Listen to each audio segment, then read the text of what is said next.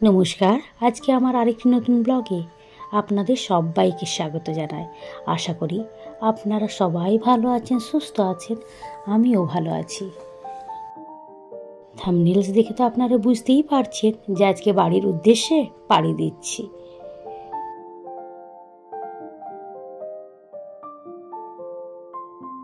এখন সকাল 9:30 মতো বাজে। আমরা এখন বেরিয়ে পড়ছি। আমাদের ক্যাব চলে এসছে আর আমরা যাব এসএমবিটি রেলওয়ে স্টেশন। এটা আমাদের বাড়ির থেকে খুব একটা দূরে নয়, ওই আপনার 9 থেকে 10 কিলোমিটার। আপনার আধ ঘন্টা লাগার কথা, কিন্তু ব্যাঙ্গালোরের ট্রাফিক তো আপনারা জানেনই। কখনো এরমও হয় যে 5 মিনিটের রাস্তা আধ ঘন্টার থেকে 1 ঘন্টা লেগে যায়। সে কারণে ভয় প্রচণ্ড লাগছে, যদি আমরা ট্রাফিক পাই তাহলে কি হবে।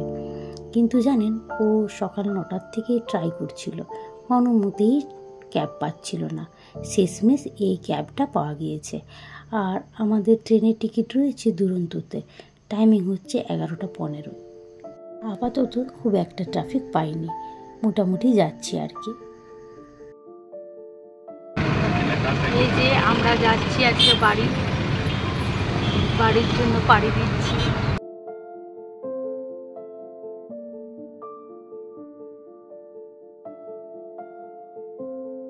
এসএমবিটি রেলওয়ে স্টেশনটা জানেন, সমস্ত দূরপাল্লার ট্রেনগুলোকে ছাড়ে, সে কারণে একটু ওটা দূরেও আছে। আর এই যে দেখুন, সেম রাস্তা দিয়ে যাচ্ছি। কিছুদিনের জন্য এগুলোকে টাটা বাই বাই করি, আবারও দেখা হবে কিছুদিন পর বা কিছু মাস পর। এই যে দেখুন, এসএমবিটি রেলওয়ে স্টেশন চলে এসেছি। এটা দেখলে আপনার মনে হবে যেমন এয়ারপোর্টে এসেছি। আর জানেন, আগে এই সমস্ত দূরপাল্লার ট্রেনগুলো ইয়াশবন্তপুর থেকে ছাড়তো, এখন কিন্তু এসএমবিটিটা নতুন হয়েছে আর এটা আমাদের অনেকটাই কাছে ইয়াশবন্তপুরের থেকে। এই রেলওয়ে স্টেশনটা জানেন বেশি দিন হয়নি, ওই 2-3 বছর মতন হয়েছে। আর এখানে সমস্ত দূরপাল্লার ট্রেন ছাড়ে বলে খুব একটা যে ভিড় হয় তা নয়, কারণ লোকাল ট্রেন তো এখান থেকে ছাড়ে না। আর এই স্টেশনটা জানেন সমস্ত নতুন টেকনোলজি দিয়ে তৈরি। এখানে সেন্সর লাগানো আছে, মনে হবে অবিকল যেমন এয়ারপোর্টে চলে এসেছি। এই স্টেশন চত্বরটা অনেকটা বড় জায়গা জুড়ে রয়েছে। আর দেখুন, ওই ক্যাব, অটো সমস্ত কিছু রয়েছে। একবারটি আপনাদের ঘুরিয়ে আমি দেখিয়ে দিচ্ছি। আর এই যে দেখুন, সমস্ত মানুষেরা ওয়েট করছে। বললাম না, দূরপাল্লার সমস্ত যাত্রীরা এখানে যাওয়া আসা করে।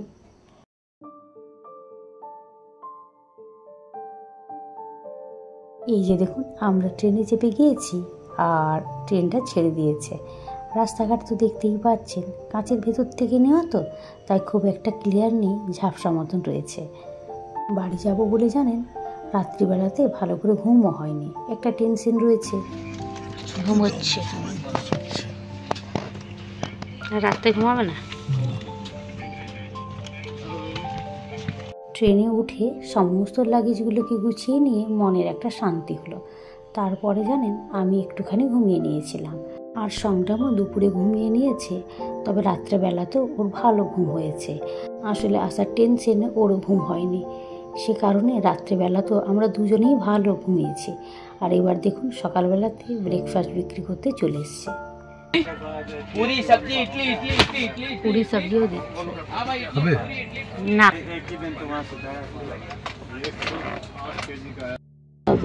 মহানদী, আমরা তো এখন উড়িষ্যা ঢুকে গিয়েছি। ভুবনেশ্বর পেরোলাম, যেখানে ব্রেকফাস্ট বিক্রি হচ্ছিল। আর এই যে মহানদী আমরা পেরোচ্ছি। আমাদের ট্রেনটা একদম ঠিকঠাক টাইমে যাচ্ছে, রাইট টাইমে। আর এখন দেখুন, ওই 3টে মতন বাজে, খড়গপুর পেরিয়ে গিয়েছি। আর এই যে শ্যামচক, বালিচক, মাদপুর, ওই সব জায়গাগুলো পেরোচ্ছি। ধানের ক্ষেত, ফুলের বাগান, এই সমস্ত জায়গাগুলো পেরোচ্ছি। মনটা জানেন ভালো হয়ে যাচ্ছে, মনে হচ্ছে একেবারে গন্তব্যের কাছে পৌঁছে গিয়েছি। আর এই ট্রেনটা জানেন ভুবনেশ্বরে দাঁড়িয়েছিল, তারপরে খড়গপুরে দাঁড়ায়নি, সোজা গিয়ে হাওড়াতে দাঁড়াবে। আর এই ট্রেনটা গোটা জার্নিতে টোটাল 4টে মাত্র স্টপেজ রয়েছে।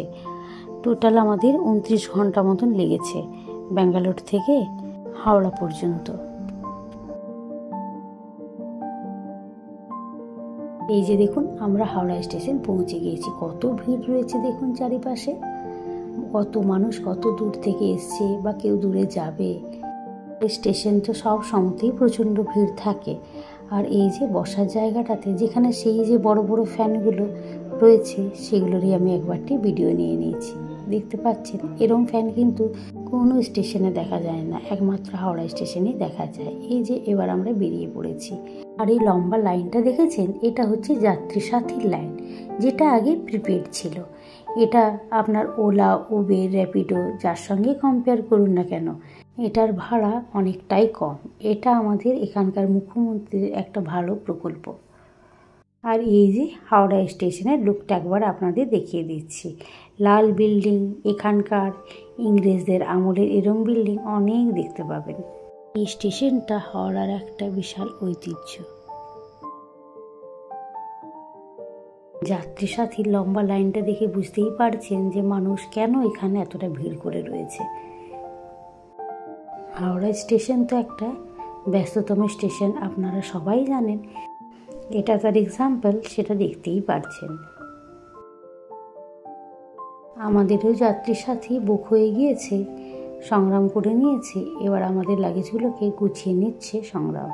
আপনাদের তো আমি বলছিলাম যে বাড়ি যাচ্ছি মানে শ্বশুরবাড়ি প্রথমে যাচ্ছি, তারপরে কয়েকদিন থেকে আমি বাপের বাড়িও যাব। আর এখন দেখুন রাস্তাঘাটে খুব একটা ট্রাফিক পেলাম না, বেশ ভালোভাবে আমরা পৌঁছে যাচ্ছি। সেই ওই ড্রাইভার দাদা বলছিলেন যে আজকে ট্রাফিকটা তেমন নেই। এইখান থেকে বাড়িটা খুব একটা দূরে নয়, ওই আপনার আধ ঘন্টা মতন লাগবে। তো এই যে গঙ্গার পাড় দিয়ে পেরিয়ে যাচ্ছে। আর ওই দাদাকে জিজ্ঞেস করলাম যে এত লাইট দিয়ে কেন সাজানো হয়েছে। উনি বললেন সামনেই শিবরাত্রি আসছে, সেই জন্য সাজানো হয়েছে।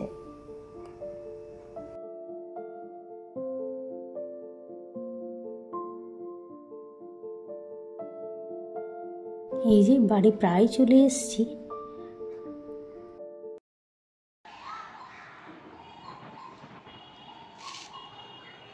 বাড়ি ঢোকার পর আর রাত্রিবেলাতে ভিডিও নেওয়া হয়নি, তাই এই যে সকালবেলায় উঠে চারিপাশের এই পরিবেশটা আপনাদের সঙ্গে শেয়ার করেছি। দেখুন কি সুন্দর একটা পরিবেশ।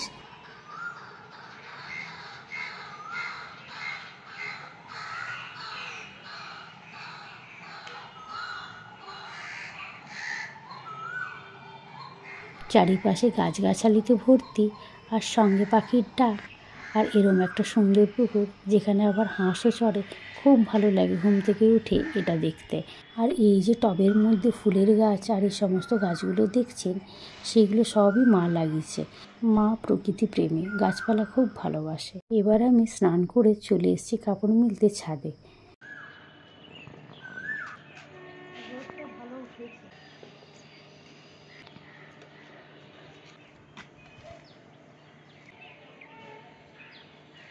পাখির এই ডাকগুলোকে একেবারেই আমার মিউট করতে ইচ্ছে করছে না, তাই আপনাদের সঙ্গে শেয়ার করেছি।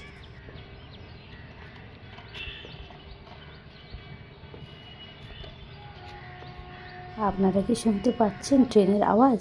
স্টেশন এখান থেকে কাছে।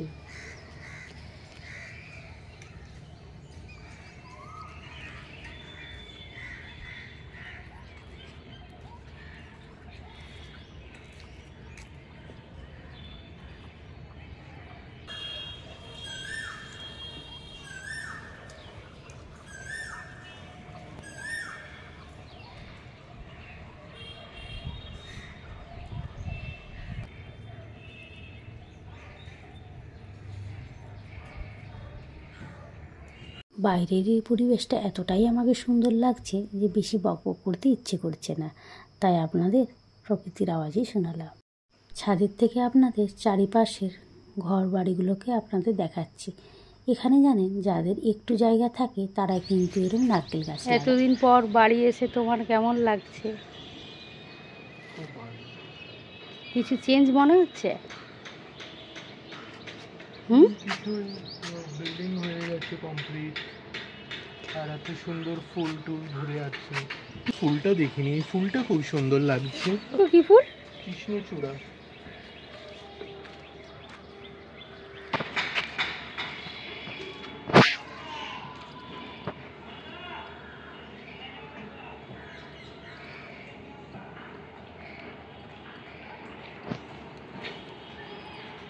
ওই পাশটাতে নবান্নর লাইটটা দেখা যায়, সন্ধেবেলা হলে বুঝতে পারা যেত।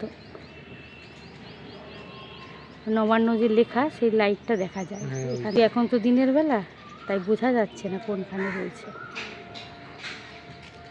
হ্যাঁ, ইডেন গার্ডেন, ওই পাশে ইডেন গার্ডেনের লাইটটাও দেখা যায়। যদি খেলা হলে, খেলা নাইট খেলা হলে ওইদিকে।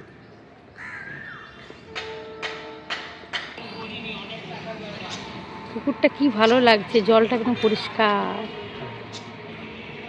এখানের আশেপাশে প্রচুর পুকুর রয়েছে, বড় ছোট। পাখিগুলো দেখো ছাদের উপরে, এই যে ছাদের উপরে, এই যে কাকুর ছাদের উপরে, এই যে এই দেখো রাজহাঁস, সাদা রাজহাঁস।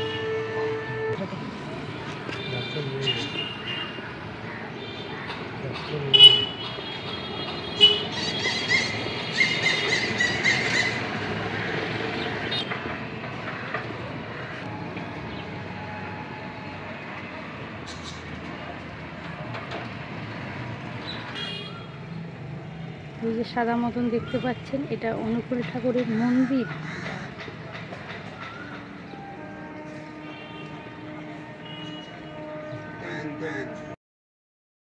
এটা তো একটা ফ্ল্যাট বাড়ি, আর জানি না এগুলো কে গাছগুলো লাগিয়েছে, বেশ ভালো লাগছে। সবারই তো একটু ইচ্ছে করে যে একটু গাছ লাগায়, তাই ছাদে দেখছি অনেকগুলো ফুলের গাছ রয়েছে। কি ভালো লাগছে, ছাদেরও পরিবেশটা সুন্দর লাগছে।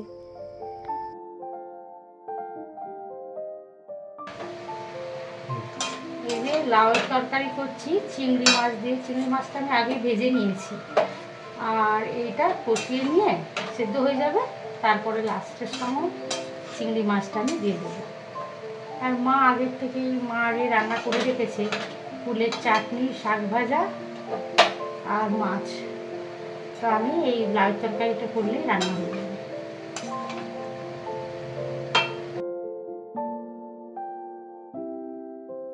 ভিডিওটা তাহলে আজকে এখানেই শেষ করছি। আর ভিডিওটা কেমন লাগলো অবশ্যই কমেন্টের মাধ্যমে জানাবেন। ভালো লাগলে একটা লাইক করে দেবেন, আর যারা এখনও সাবস্ক্রাইব করেননি সাবস্ক্রাইব করে আমার পাশে থাকবেন। আপনারা সবাই ভালো থাকবেন, সুস্থ থাকবেন। আবার একটি নতুন ব্লগে দেখা হবে। নমস্কার।